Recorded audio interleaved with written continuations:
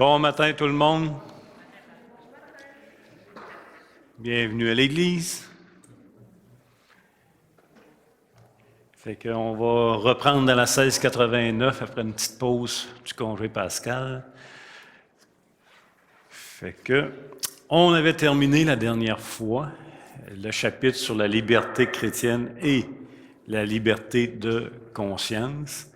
Et vous allez voir que les prochains chapitres, je vais juste vous les nommer, on va tomber beaucoup plus dans de l'application à l'intérieur de l'Église.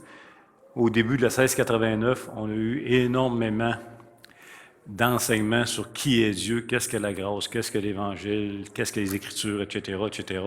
Et là, on tombe plus avec la liberté de conscience, entre autres, et les prochains chapitres, plus dans une application. Par exemple, on va débuter le culte religieux et le jour du sabbat. Ensuite, il va y avoir les serments et vœux légitimes, le gouvernement politique, le mariage, l'Église, la communion des saints, les ordonnances, le baptême, le repas du Seigneur. Ça, ce sont tous les chapitres qui vont suivre. Et on va terminer un jour, l'état de l'homme après la mort et la résurrection des morts et le jugement dernier. Donc, ce matin, on débute le culte religieux et le jour du sabbat. On va lire le paragraphe 1 à la page 61 de notre 1689. On va le lire ensemble. C'est un sujet qu'on a déjà abordé à quelques reprises, en tout cas de mémoire. Je me souviens aussi d'avoir fait une prédication sur le culte. Donc, on va lire le paragraphe 1. La lumière naturelle démontre qu'il est un Dieu qui a seigneurie et souveraineté sur tout, qui est juste, bon et fait du bien à tous, et qui, par conséquent, doit être craint, aimé, loué, invoqué, cru et servi par les hommes de tout leur cœur, de toute leur âme et de toute leur force. Mais le vrai Dieu a lui-même ordonné et fixé par sa propre volonté révélée la manière acceptable de lui rendre un culte, de telle sorte qu'aucun culte ne peut lui être rendu selon l'imagination et les interventions des hommes ou selon les suggestions de Satan, sous quelque représentation que ce soit ou de quelle manière que ce soit, non prescrite dans les Saintes Écritures. Donc, on va voir ce petit paragraphe-là ce matin, pas très complexe, mais qu'il faut quand même bien saisir et bien se rappeler. Il y a un verset clé sur toute la gestion du culte. Je ne sais pas si vous vous en souvenez, on l'a déjà vu, là. Puis la 1689 le mentionne également, là. Fait que tournez avec moi dans Deutéronome, chapitre 12. S'il y a un verset clé ce matin, c'est lui, mais s'il y a un verset clé aussi pour toute la gestion du culte, ce verset-là est à méditer. Deutéronome 12, 32. En passant, certaines versions, comme la Sommeur, ça va être Deutéronome 13, verset 1. Il y a un petit décalage, là.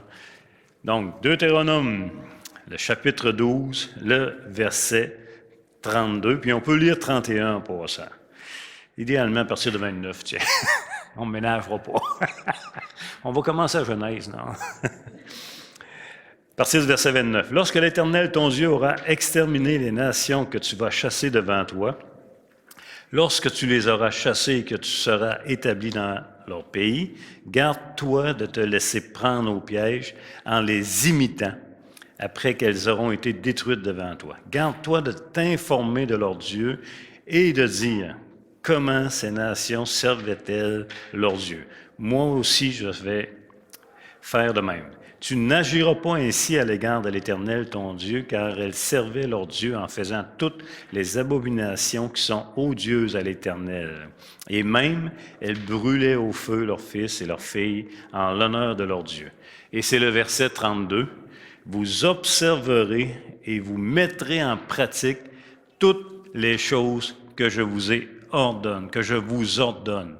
Vous n'y ajouterez rien et vous n'en retrancherez rien. » Ça, c'est vraiment un verset clé pour tout ce qui touche le culte d'adoration. Vous observerez et vous mettrez en pratique toutes les choses que je vous ordonne. Vous n'ajouterez pas et vous n'en retrancherez pas.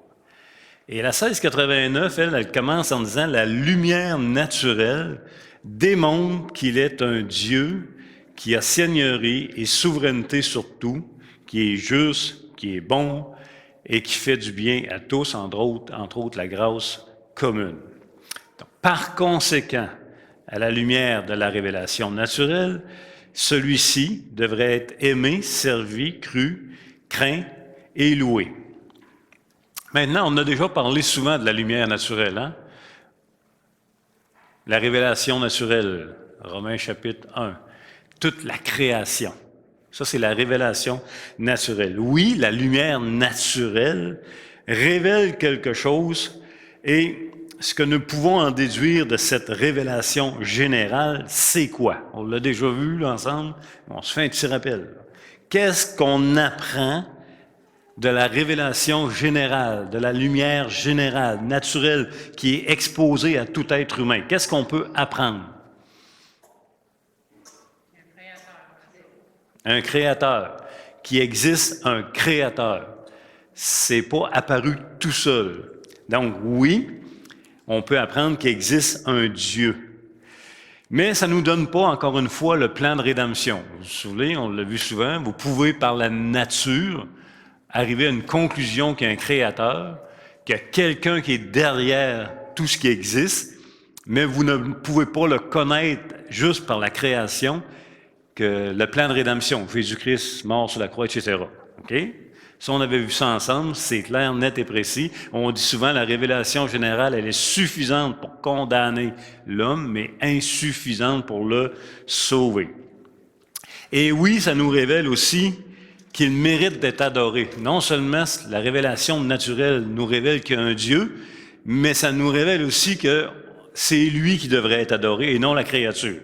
Et c'est pour ça que dans Romains, Paul va dire, ils sont coupables, ayant connu Dieu, dans le sens qu'il y a un Dieu créateur, au lieu de se tourner pour adorer vers le Dieu créateur, ils se tournent vers la créature.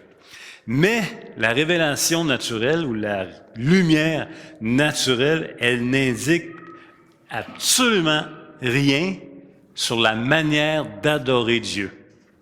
OK? Fait que ça, c'est le point important du paragraphe 1 ici. La révélation naturelle révèle qu'il y a un Dieu, mais elle ne révèle pas comment il faut l'adorer. Ça, c'est vraiment important. Donc, le sujet de l'adoration, ça a fait couler beaucoup d'encre, entre autres du temps de la Réforme, et encore aujourd'hui, en passant, dans les églises, ça peut être encore un sujet délicat. Qu'est-ce qu'on devrait faire? Qu'est-ce qu'on ne devrait pas faire? Comment on devrait le faire? Comment on ne devrait pas le faire? Bien, moi, j'aimerais ça faire ça. C'est encore un sujet qui peut être délicat. C'est pour ça que Deutéronome 12, 32 reste un verset à méditer. Donc, pourquoi ça peut être un sujet délicat? Parce que, entre autres, notre chair est religieuse. Elle est religieuse. Puis, notre raison, elle peut être très créative aussi pour offrir un culte. Donc, on a deux facettes à faire attention. En partant, on est religieux. L'être humain, il est religieux. Il n'y a personne qui n'adore pas, de toute façon. Et notre raison est très créative. On peut penser à des choses. « Hey, ça serait le fun de faire ça comme ça ou de faire ça à l'Église. » Ça se peut que ce soit le fun. Deutéronome 12, 32. C'est lui qui nous oriente, OK? Donc, ça a été un débat lors de la Réforme qui, en passant, ne contestait pas, les réformateurs ne contestaient pas l'effet de la révélation naturelle au général, mais contestaient que cette dernière ne révèle pas la manière d'adorer Dieu. Fait que c'est pas par la lumière ou la révélation générale, ce n'est pas en observant la création que tu en déduis comment je vais l'adorer. Ce n'est pas que ça se fait pas. Ça se fait. Mais les réformateurs disent ce n'est pas par la révélation naturelle qu'on va apprendre comment adorer Dieu. Fait que ça, c'était le point de la réforme. Et là, on a un psaume 19 qui est on va le tourner ensemble.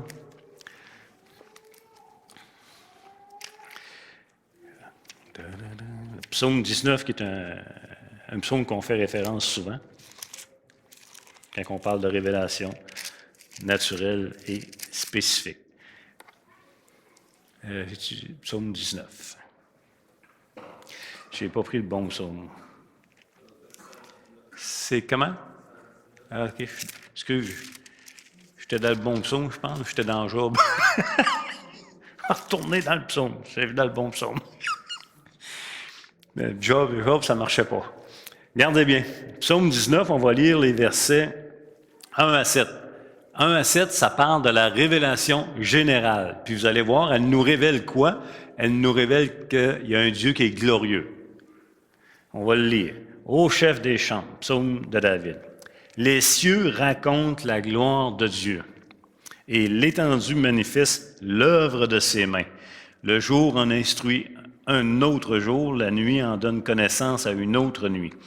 Ce n'est pas un langage, ce ne sont pas des paroles dont le son ne soit point entendu.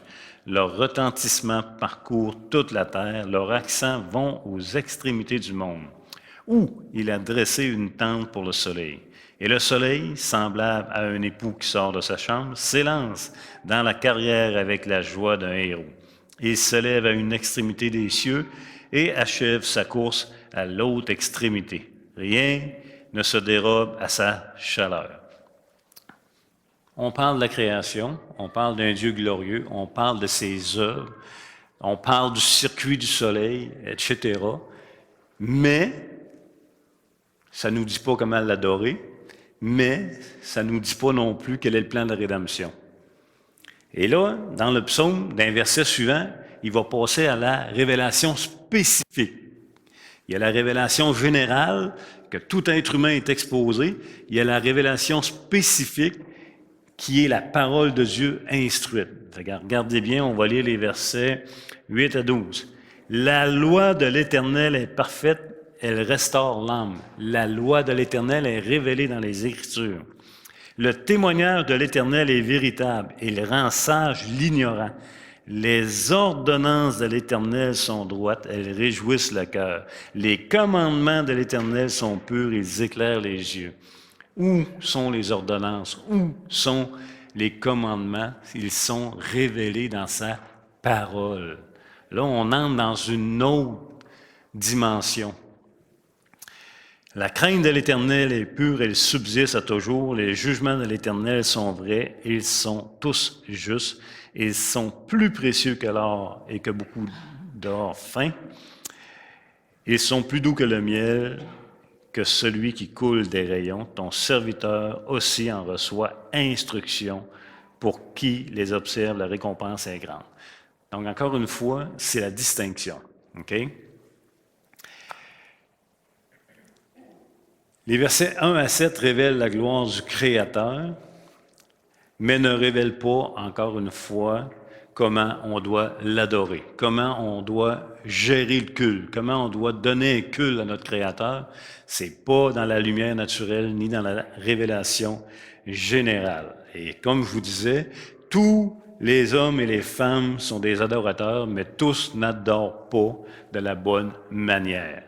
Il n'y a personne qui n'est pas religieux, il n'y a personne qui n'a pas des idoles dans sa vie, il n'y a personne qui n'a pas un culte d'adoration, même si c'est envers lui-même, envers un objet, envers des créatures, peu importe. Tout le monde adore, mais tous n'adorent pas de la bonne manière. Fait que ça, c'est clair aussi. Attention, ça ne veut pas dire que quiconque... En fait, tout le monde adore, mais pas de la bonne manière. Ce qu'on pourrait dire aussi, c'est qu'il y a une seule façon d'avoir un culte, et c'est un culte biblique approuvé par Dieu. Je l'appelle un culte biblique, un culte de la parole. C'est la parole, encore une fois, Deutéronome 12, 32, qui gère le culte. OK? Mais ça ne veut pas dire que quiconque se revendique biblique, que son culte est agréé de Dieu non plus. Encore faut-il que notre culte soit en harmonie avec les Écritures. Notre culte d'adoration, que ce soit en communauté comme ce matin ou individuel, doit être en harmonie avec les Écritures pour dire que c'est un culte agréé de Dieu. Et là, c'est ça que le problème ou ce qui a stimulé la Réforme, c'est qu'à l'époque de la Réforme, puis encore aujourd'hui, l'Église catholique romaine n'était pas nécessairement cessationniste. Elle ne l'est toujours pas. Et là, vous vous souvenez ce que ça veut dire, cessationniste? Nous, on l'est. C'est que nous, on croit que le canon des Écritures est terminé. On croit que la révélation, elle est complétée et terminée, de Genèse à Apocalypse. Il n'y a rien à enlever, mais il n'y a surtout rien à ajouter. Donc, nous, on est sécessionniste. C'est une des grosses différences avec l'Église romaine qui ne l'est pas. OK? Fait que l'Église catholique romaine, elle affirmait posséder l'autorité pour déterminer la vraie façon d'adorer Dieu. Fait qu'elle a établi des rites et des cérémonies qui, de par l'autorité qu'elle se donne, sont considérées égales au canon, égales aux Écritures. Ça, c'est pas notre position à nous. Mais les réformateurs étaient confrontés à cette position. Donc, par exemple, je ne sais pas, moi, je ne sais pas si ça existe encore en passant, là, mais payer des messes pour les morts, ça existe encore, pour aider au salut. C'est des rites, c'est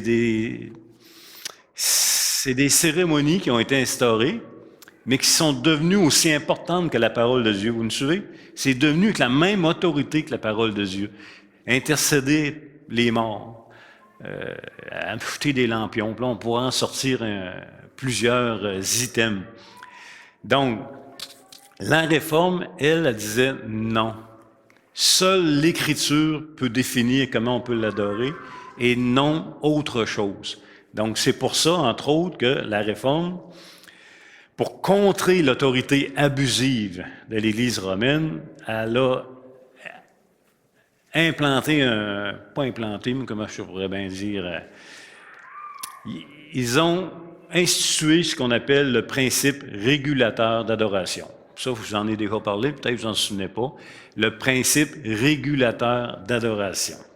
Qu'est-ce que ça veut dire, le principe régulateur? Premièrement, ça affirme que Dieu seul définit comment il peut être adoré et servi. Premier point bien important, c'est Dieu. On est la créature. Il est le Créateur. Comment la créature pourrait-il décider d'elle-même comment le Créateur devrait être adoré? C'est l'inverse. Il est notre Dieu, il est le Créateur, il est le seul à définir comment il peut être adoré et servi. Vous me suivez là-dessus? Principe régulateur. Deuxièmement, le principe régulateur définit que sa révélation, donc dans les Écritures, ces Écritures, c'est la révélation de Dieu ou ce qu'il révèle, comment il peut être adoré, ça dit que c'est pleinement suffisant. En d'autres mots, il n'y a rien à ajouter. Ce qu'il veut dire, c'est qu'il n'y a rien à ajouter ou rien à enlever. Donc, c'est Dieu seul qui définit comment il va être adoré, et dans sa révélation, c'est complet. Cherchez pas ailleurs, cherchez-en pas moins, cherchez-en pas plus. OK? C'est pleinement suffisant. Donc, le principe régulateur, je veux que vous reteniez ceci. Il ne faut pas juste obéir à ce que Dieu défend. OK? Par exemple, vous vous souvenez, quand on a étudié les 10 commandements, par exemple, tu ne te feras point d'image taillée qui représente Dieu sur la terre, sur les cieux, sur la terre. Tu ne te prosterneras point devant. Donc ça, c'est de la proscription. En d'autres mots, tu ne fais pas ça. Fait que ça, c'est clair. Mais le principe régulateur, ce n'est pas juste obéir à ce que Dieu défend, OK? Mais il faut strictement s'en tenir à ce qu'il prescrit. En d'autres mots, ce qu'il ne défend pas, mais qui n'est pas ordonné, est à éviter pour ne pas que notre raison et imagination prennent le dessus. Je ne sais pas si vous m'avez suivi, là. OK. Il y a des choses que Dieu ne défend pas dans les Écritures clairement comme des images taillées. Mais il ne le prescrit pas non plus. Alors, ce qu'il ne défend pas, mais qui n'est pas prescrit à faire, tu touches pas à ça. Pour éviter de tomber dans le piège. Me suivez-vous, là? En fait, là, le principe régulateur, on l'adore seulement de ce qu'il a révélé, comment l'adorer. Rajoutez rien qu'il n'a pas révélé. C'est ça que ça veut dire. Tenez-vous à ce qu'il a dit. On va en avoir plein nos bottes avec ça. Faut pas rajouter rien. Puis là, peut-être que ça vous paraît simple, mais c'est pas si simple que ça. OK? On va vous donner des exemples tantôt. Ensuite, la deuxième phrase, elle, de la 16 du paragraphe, elle vient préciser ce qu'on vient de dire. Il dit, mais le vrai Dieu a lui-même ordonné,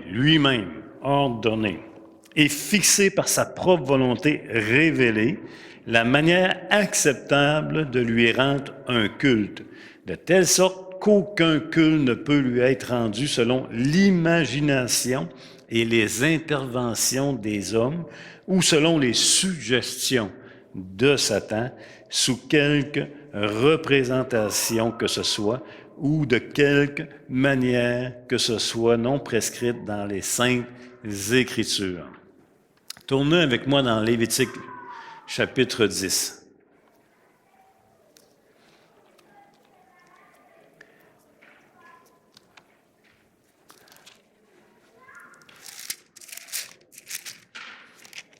On va lire les versets 1 et 2 de Lévitique chapitre 10.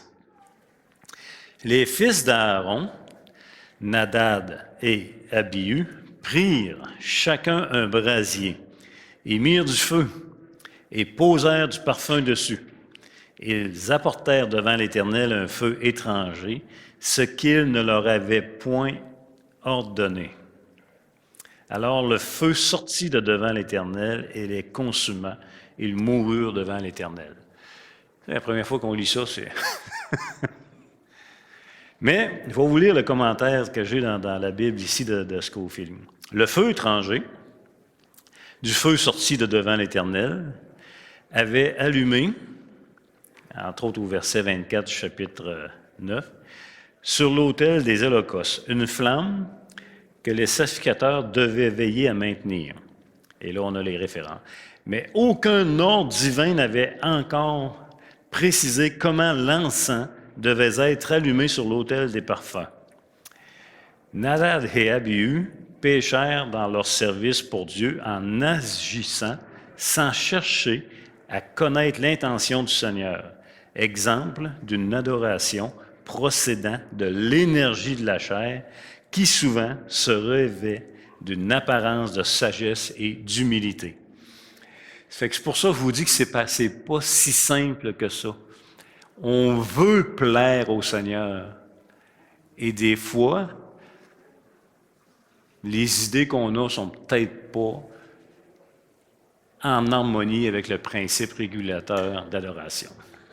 Donc, en conclusion avec le principe régulateur, c'est un principe qui est extrêmement sage et précieux.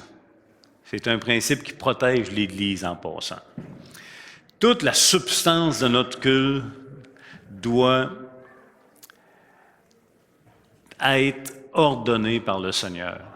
Toute la substance, ça doit être ordonné par le Seigneur dans les Écritures. Par exemple, est-ce qu'on peut louer Dieu? Est-ce que ça nous est demandé de louer Dieu par des chants, par des cantiques? Certainement. Pas de problème. On peut le louer au début du culte en chant. On pourrait faire des chants dans le milieu du culte. On pourrait faire des chants à la fin du culte. S'il n'y en a pas de problème.